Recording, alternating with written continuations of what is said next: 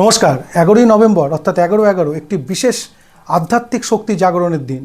আধ্যাত্মিক শক্তিকে জাগরণ করে ইচ্ছা শক্তিকে কেন্দ্রীভূত করার দিন এটি এবং নিজেদের সমস্যা সমাধানের দিন এটি। আমরা ভগবানের কাছে যাই আধ্যাত্ম শক্তিকে কাজে লাগিয়ে পজিটিভিটি আমাদের জীবনে যেন আসে এবং সমস্যা থেকে আমরা মুক্তি লাভ করি। ঠিক 11/11 এমনই এক দিন।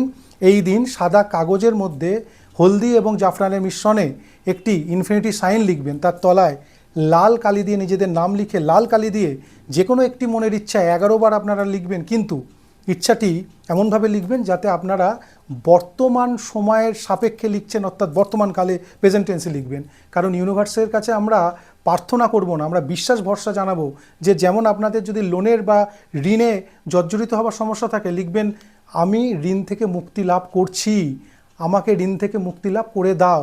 এই আর্জি নয়, করছি, অর্থাৎ কনফিডেন্ট, আত্মবিশ্বাস এবং ইউনিভার্সের কাছে নিজেদের তার প্রতি যে ভরসা আছে সেটা আমরা এই প্রেজেন্ট টেন্সের মাধ্যমে লিখে জানাবো। লেখার পর ওই কাগজটি 3টি ফোল্ড করে নিজের দিকে নেবেন এবং বাড়িতে যে ভগবান বা ঈশ্বর পূজিত হয় তার পায়ে রেখে ঠিক 11ই ডিসেম্বর সেটাকে কোনো প্রবাহিত জলাশয়ে ভাসিয়ে দেবেন।